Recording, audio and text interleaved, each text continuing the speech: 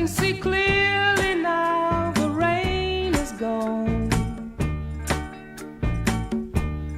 I can see all obstacles in my way.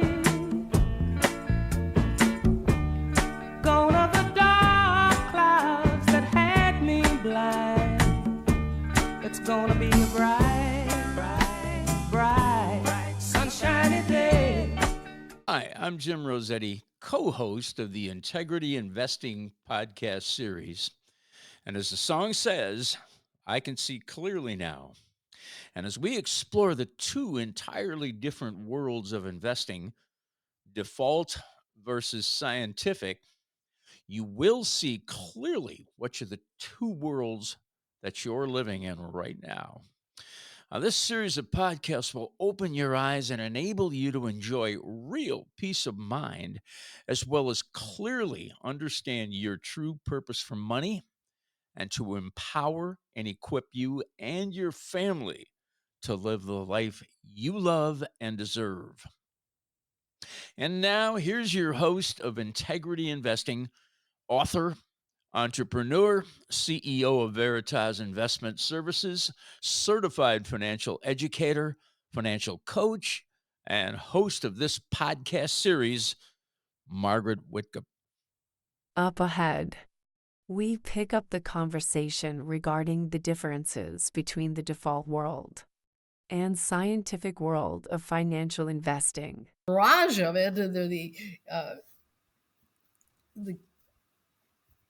the shame of it, if you would, is that people think that because they get a call from their broker that the guy cares about them. Well, it's not. They're looking to sell you something, and they probably do care. They just don't know what they don't know. They don't know. So then you've got that. So you've got that basic model that most people understand. They heard about it, they've seen it, or they're living in it now. And then you've got this other side, totally different, focused on your education, your empowerment, managing portfolios for you so that you know what they're about. Yes. It gives you access to peace of mind around the world of investing, no matter what's happening in the world, no matter how much chaos and cacophony, which has always been with the human race from the day one. Well, that's where I Yeah. have become so. I think I'm pretty well educated, much better than I ever was before that 2-day experience. But That brings up I've another thought I want to share, and that is that oftentimes, Jim, people like yourself will say to me, "Where were you, Margaret, 20 years ago?" You know, right. the shame of it is that they don't know about it, and they feel, you know, that's the saddest thing I hear is that, oh my goodness, they've gone through so much pain, and oftentimes they've lost large amounts of money, or to them a lot of money, and can't make up for it. But it's never too late to get on the right track. It's really never too late. If you want peace of mind and you want access to, you know, the science of investing, it is there and it is available for you. But you're not going to find it at your typical brokerage firm slash investment firm. You've got to be able to apply these principles. And yeah, that's one what it's thing about. I have learned, Margaret. I hear people, and I myself have had these fears about living longer than the funds that you have accumulated are going to last you. Well, I run out of money before I run out of days. And the thing I is, hear it quite often. You get to a certain age and you know you're not going to be able to go out and work anymore. You're not going to be able to sustain a full-time job. You're not going to be able to replace income. And that is what keeps, I think, people up at night and makes them take on some extra piece of worry. You talk about peace of mind, and they don't constantly have that peace of mind. I've seen it in conversations I've had with people. They share that with me. Can we look into that a little bit? You know, and as a Absolutely. That is something I hear all the time, Jim. I mean, that is a very common theme when sitting down and speaking with investors, especially as they Yeah. near retirement or are in retirement years, Right. many times because they've had a poor experience. Maybe they jumped out of the market back in 2007, 2008, or stayed in, didn't recover fully, didn't recover hard, quickly. They, all of that. Um, Again, totally unnecessary. It's a shame that people have to go through, experiences like that because of the way the investment industry is set up. But Right. one of the things that I think people need to realize is that, what is retirement? Retirement is being financially independent. I don't Yeah. have to go to work anymore. You Right. may choose to do something in retire, in your later years. Yes. Maybe you have a Right. passion for something Hmm. and you want to continue to do that work, but it isn't a requirement for Right. your sustenance. So that's something I wish more people got a handle on. They get to retirement years and they've been living in this default world and just kind of putting aside something into their 401k, taking a very nonchalant approach to this whole matter and just assuming that somehow magically it's going to be okay. Well, Yeah. if you're assuming that, you could be assuming wrong. And that's the real heartache of it when I sit down with people and they haven't paid attention or haven't sought out some reality in this whole realm of money and investing. Because money weaves itself throughout your life, throughout Right. everything in your life, Right. Yeah. every relationship, every decision. There's very little that money doesn't touch. And I'm not trying to make money the most important thing in your life. It's not, but it is, and it has such a strong impact on your life Well, if that you you did an must pay attention analysis, to it. if and there's been analysis, if you did an analysis on what breaks up marriages more often than anything else, it usually revolves around money. Yeah, that's a whole nother Too, subject. And thank you. Yeah, that's a good point. A very good point. and not only too little of it, even too much of it can Yeah, can break up a it's marriage. amazing. Yeah. That's true too. That's So true it's too. you're Sometimes absolutely people who right. put, It we like to think the birds and the bees are free, but what's the old song about money? You can leave it to the birds and bees, but I need money. Uh, this world that's true. requires, and that's what drives our economy, isn't it? Money, money. Yeah. It, People need goods and services and sure. things in this world to survive and to thrive and to enjoy life and So for all money's not a sorts of bad reasons. thing. It's just that people have to get a handle on what's the true purpose in their life for that money. How does it play Exactly. a role in their life? There's a whole study on purpose and what it does for our lives.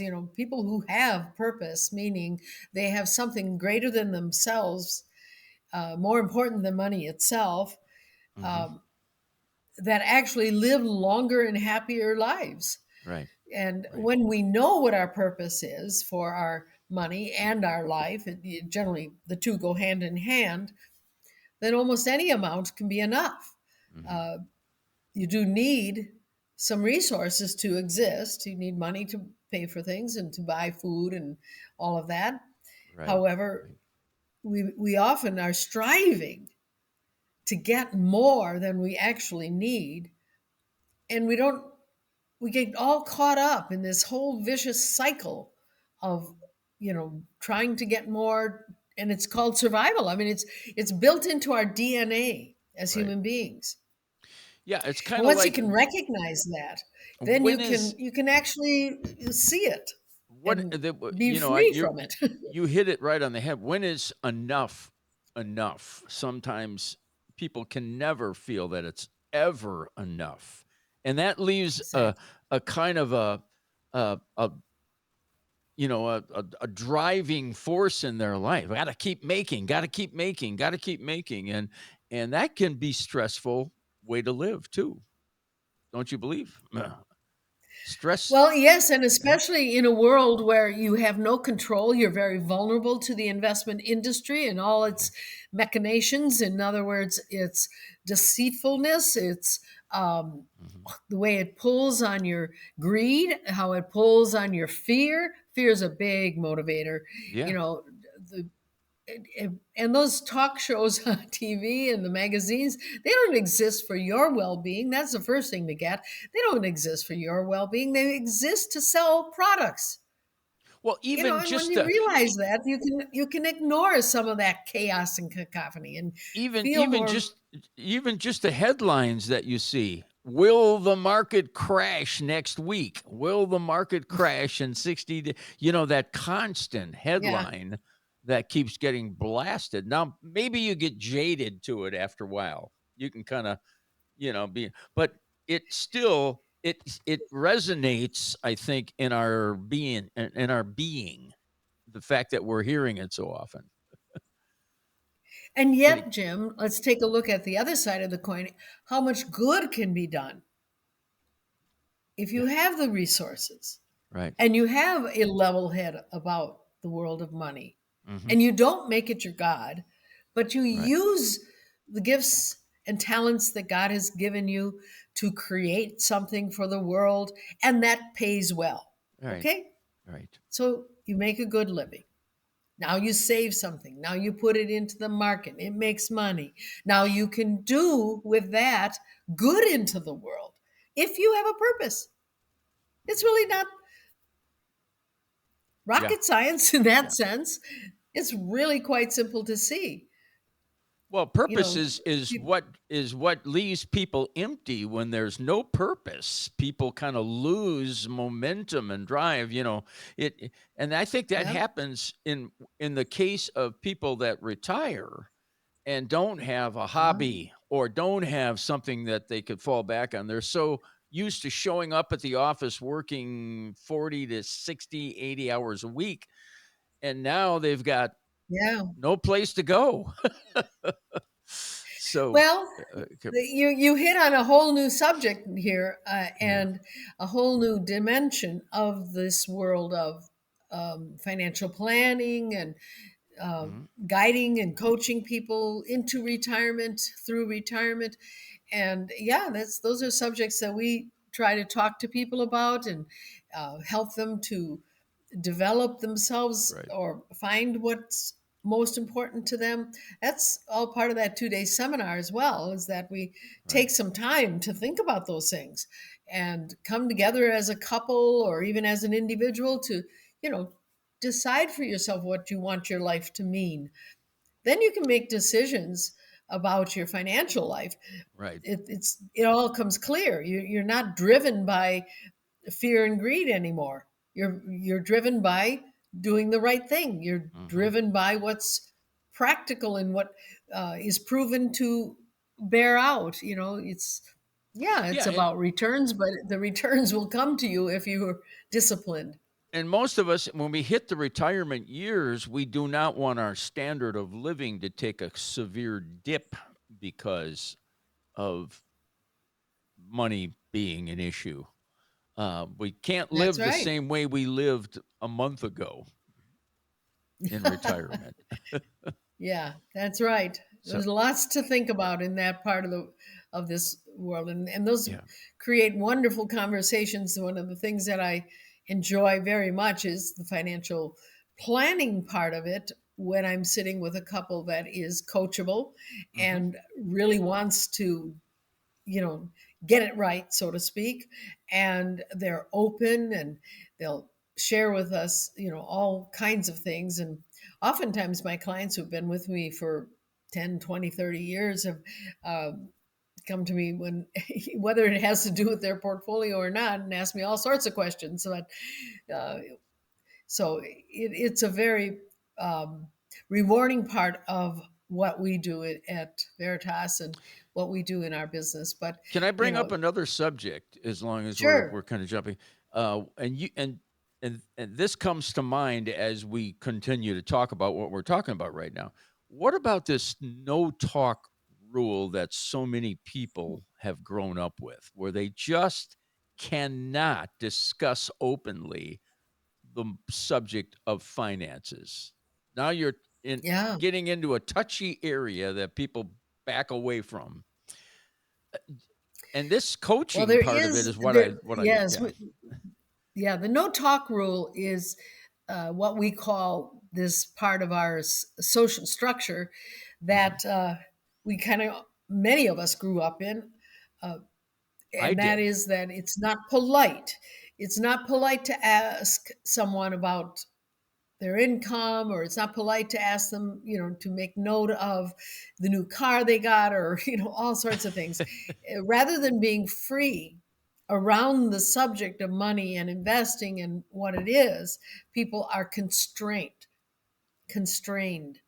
So anything that constrains you owns you. This is the thing to get about this. And it's not that we should all be nosing into other people's business. However, because we are so constrained, even within our families, even spouse Yes. to spouse, it's Yes. like worse than talking about sex. They'd Or much rather talk religion about their sexual life than they would about their money life. or Interesting. religion or Um, politics. Same thing. Yeah. yeah. So it is something to think about. It's something to realize that if you grew up or are in that world and you're very constrained, anything that constrains you owns you. Yeah. Think about that. What made me think of it, It Margaret, was owns you. Yeah, you mentioned being coachable, that some yeah. clients become coachable. Maybe they don't start out being coachable, but they become coachable, especially once they have a coach like yourself Well, and the way you yeah. do Think about business at going to a Veritas. doctor and getting an examination. I mean, if you're not willing to expose Right. what Right. needs to be exposed, you might not get a good. You may have a disease you don't even know about. Exactly. You might Yeah. be, Yeah. So it's pretty important to be open and honest. First of all, with yourself and your spouse, and of course, to find someone in the industry who will be confidential and really be on your side, not Right. selling you stuff, but actually thinking about what's in your best interest.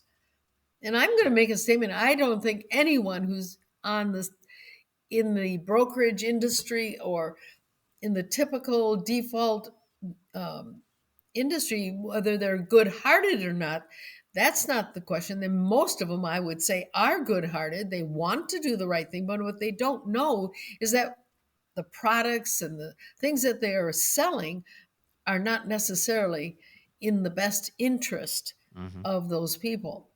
Right. If they're Right. not applying the science of investing, it's You know, hard. I'm hard pressed to say they're doing the best for the client. we talked a little bit about the media and the role the media plays in people's lives and their biases and their Mhm. habits and so forth. One of the things I'm seeing touted today, and it's almost relentless how they tout it, is the buying of gold and precious metal. Every other commercial today, I swear, it seems like it's pushing gold, pushing gold. And I Yeah. think they do that out of people's fear, the fear Yes.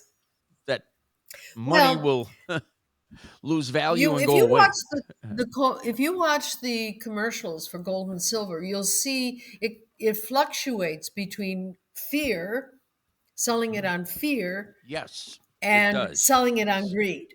Right. Because if gold is going up, then they'll start touting how much it's going up.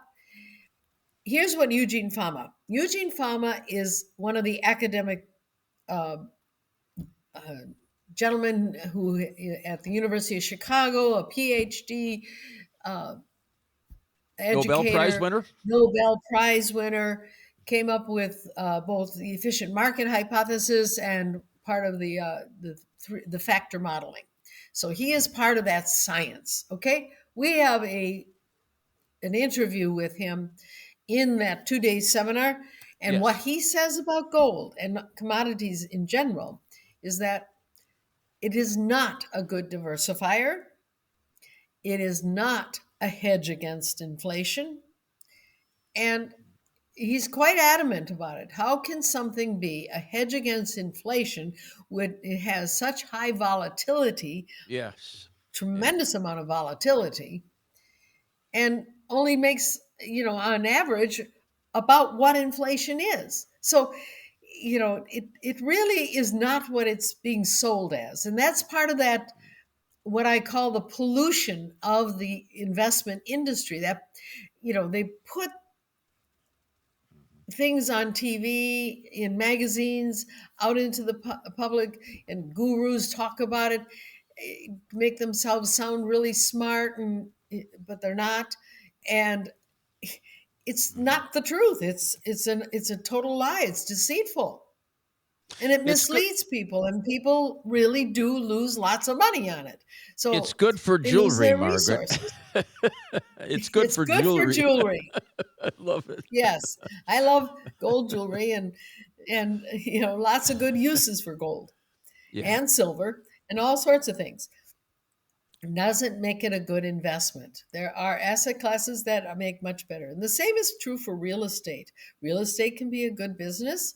Real estate can, most of us own too much real estate. Right. But Right. anyway, now we're getting into the weeds, I think, a little bit. But if you want to know more about what does work and what No, I doesn't just wanted work, to bring it up because I yeah, felt it was one of those driving fear things that yeah, I I see so much of it coming, and it usually comes big at times when there's lots of turmoil going on around the world. right. Because people want Yeah. a quick and easy answer. Yeah. They want Right. something they can rely on, and that's how it's sold to them. I Well, just listen, say to we've people, we well, remember, they're exchanging your dollars for their gold. we've covered a lot of bases And today, and yes, I'd like to come back and keep talking because there's so much it differentiates the default world from the scientific world.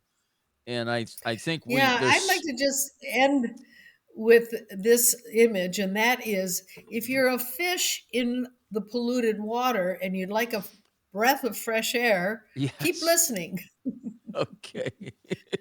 keep That's a learning, that's a seek the truth good of investment. medicine to leave with today. I like that, Margaret. So, and thank you so much. It's always a pleasure, and I'm enjoying these conversations so much. I'm learning, always learning, and I think the folks that are watching will also have their eyes opened up and see clearly too. So, okay, all right. Thank you so much.